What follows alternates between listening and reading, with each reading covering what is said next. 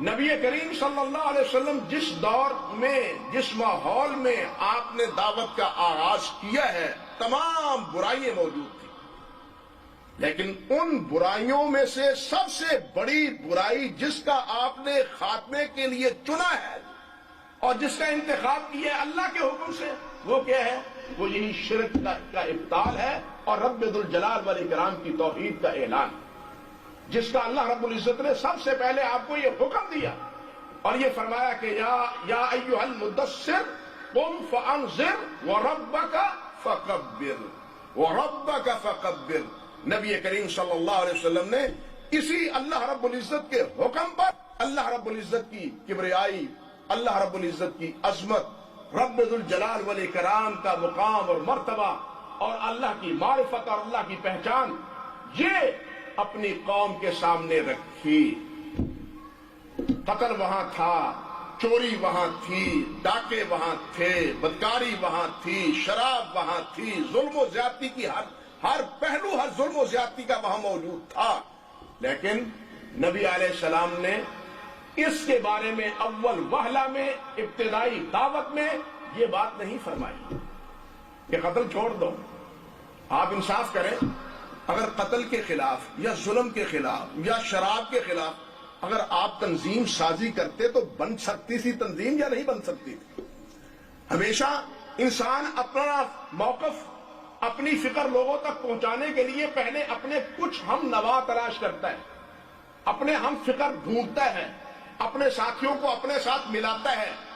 ایک کی آواز ہمیشہ ایک ہوتی ہے، دو چار زیادہ ہوں تو آواز میں قوت اور طاقت پیدا ہوتی، لیکن نبی علیہ السلام نے ان عناوین پہ اپنے ساتھیوں کو جمع نہیں کیا، ان عناوین پہ احباب کو، رفقا کو، ساتھیوں کو، قریشیوں کو، سرداروں کو، کوئی کسی کو دعوت نہیں دی، آؤ شراب کے انسداد کے لیے کام کریں، آؤ ظلم کے خلاف ہم لڑیں، آؤ بدکاری کے خلاف ہم لڑیں۔ نبی علیہ السلام نے اس قسم کی تنظیم یا دوسرے لفظوں میں ویلفیئر کا کوئی کام اس بنیاد پر نبی علیہ السلام نے اپنی دعوت کا آغاز نہیں کیا، بلکہ کس سے آغاز کیا ہے؟ قولوا لا الہ الا اللہ سے آغاز کیا، باوجود اس کے کہ آپ کو خطرات سے آگاہ کر دیا تھا ورقہ بن نوفل نے کہ آپ ایسی دعوت دینے والے ہیں کہ اس کے نتیجے میں آپ کو آپ کا شہر چھوڑنا پڑے گا۔ یہ خطرہ بتلا دیا تھا، آگاہ کر دیا تھا ورقہ نے، لیکن نبی علیہ السلام نے اس کی پرواہ کیے بغیر، اس کو خاطر میں لائے بغیر اللہ رب العزت کے حکم سے دعوت وہیں کی، وہیں سے اس کا آغاز کیا جس سے اللہ رب العزت نے حکم دیا تھا کہ میرے قوم قولوا لا الہ الا اللہ۔ بس اتنی بات کہنی تھی کہ ساری خوبیاں ان کے نزدیک ختم ہو کے رہ گئی، معاذ اللہ ثم استغفر اللہ۔ وہ کہنے لگے اجعل الآلہۃ الہ واحدا ان ھذا لشیء عجاب۔ عجیب بات ہے، سارے الہوں کا، سارے معبودوں کا خاتمہ کر کے صرف ایک ہی معبود۔ ما سمعنا بہذا فی الملۃ الآخرہ ان ھذا الا اختلاق۔ یہ دعوت تو ہم نے کسی ملت میں دیکھی نہیں، سنی نہیں، یہ محمد نے اپنے جی سے گھڑ لی ہے، آپ بنا لی ہے۔ عیسائیت ہمارے سامنے ہے، یہودیت ہمارے سامنے ہے، اور اس کے علاوہ پارسی ہمارے سامنے ہے۔ وہ ایک الہ کی عبادت نہیں کرتے، وہ بھی عیسائی عیسیٰ علیہ السلام کی عبادت کرتے ہیں، ساتھ یہودی ہیں تو وہ عزیر علیہ السلام کو اللہ کا بیٹا بنا کے ان کی عبادت اور پرستش کرتے ہیں، اور دوسرے مجوسی ہیں تو وہ بھی دو خداؤں کی عبادت کرتے ہیں۔ یہ عجیب دعوت ہے کہ ایک ہی خدا کی دعوت، ایک ہی الہ کی دعوت، ایک ہی معبود کی دعوت۔ ما سمعنا بہذا فی الملۃ الآخرہ۔ طوفان کھڑا ہو گیا، طوفان کھڑا ہو گیا نبی کریم صلی اللہ علیہ وسلم کے خلاف، لیکن آپ نے اس کی کوئی پرواہ نہیں کی، کوئی اس کو خاطر میں نہیں لائے، یہی دعوت دی اور یہی بات کہی۔ کیوں کہی؟ سوچنے کی بات ہے، کیوں کہا؟ یہ ایسا کیوں کیا؟ بظاہر ہمیں یہ سمجھ آتا ہے کہ یہ حکمت عملی کے خلاف ہے، معاذ اللہ، حکمت عملی کے خلاف ہے۔ چاہیے تو یہ حکمت کا تقاضا یہ ہے کہ ابتداً کچھ ہم نوا تیار کر لیے جائیں، لیکن اس فکر سے، اس حکمت عملی کی بجائے آپ نے بات پہلی ایسی کی کہ جس کے نتیجے میں بھوچال کھڑا ہو گیا، طوفان کھڑا ہو گیا۔ آپ نے اس طوفان کی کوئی پرواہ نہ کی اور یہی بات کہی اور اسی کی دعوت دی کہ قولوا لا الہ الا اللہ. وجہ کیا ہے؟ سبب کیا ہے؟ سبب یہ ہے بھائیو کہ یہ غلطی ایسی ہے، یہ گناہ ایسا ہے، یہ جرم ایسا ہے کہ اس کے مقابلے میں ہر جرم ہلکا ہے. آج لوگوں کی نگاہ میں قتل بہت بڑا جرم ہے، ریپ بہت بڑا جرم ہے، ڈاکہ بہت بڑا جرم ہے، لیکن نبوی تعلیم میں اللہ اور اللہ کے رسول کی تعلیمات میں سب سے بڑا جرم شرک، سب سے بڑا گناہ شرک ہے. چوری معاف ہو سکتی ہے، قتل معاف ہو سکتا ہے، بدکاری معاف ہو سکتی ہے، لیکن شرک سے جب تک توبہ نہ کیا جائے شرک معاف نہیں ہوگا.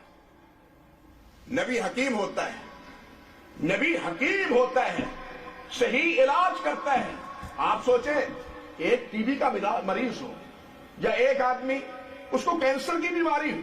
اب کینسر کے مریض کا علاج اگر اس کو کھانسی ہو جائے تو ڈاکٹر کھانسی کی طرف توجہ دے گا یا کینسر کی طرف توجہ دے گا؟ بھائی سوچئے ذرا. ڈاکٹر سمجھدار جو حکیم ہے، جو سمجھدار ہے، وہ کیا کرے گا؟ اس کے کینسر کی فکر کرے گا.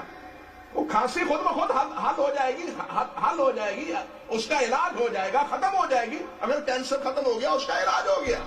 لیکن اگر کینسر ہی باقی رہا تو پھر جان لیوا یہ ثابت ہوگی، یہ بیماری جان لیوا ثابت ہوگی.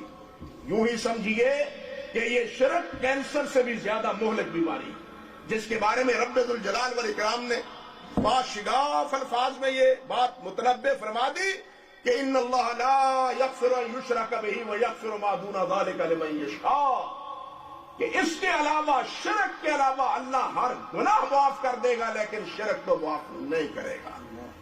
اللہ اپنے باغی کو معاف، کوئی حکومت اپنے باغی کو معاف نہیں کرتی، بغاوت کرتا ہے معاف نہیں کرتی. اسی طرح شرک اللہ سے بغاوت. شرک کیا ہے؟ اللہ رب العزت سے کیا ہے؟ بغاوت ہے.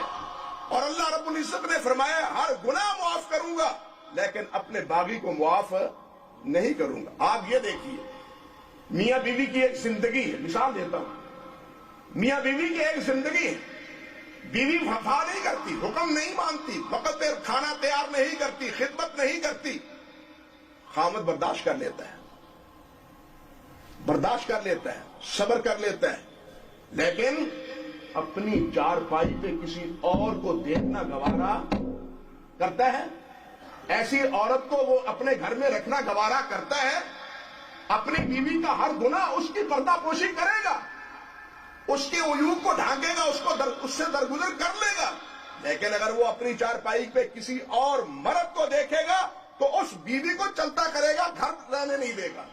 میرے بھائیوں، بالکل یہی کیفیت سمجھو شرک کی کہ انسان شرک کرتا ہے اللہ رب العزت کے ساتھ. اللہ رب العزت ہر گناہ معاف کر دے گا، لیکن جس آدمی نے اللہ کے ساتھ شریک بنایا، اس کی ذات میں، اس کی صفات میں، اس کے اختیارات میں، تو اللہ رب العزت ایسے انسان کو کبھی معاف، یہ اللہ کا فیصلہ ہے. اور اللہ کا فیصلہ ایسا ہے، اللہ اکبر کبیرہ. اس کے بارے میں تو یہاں تک رب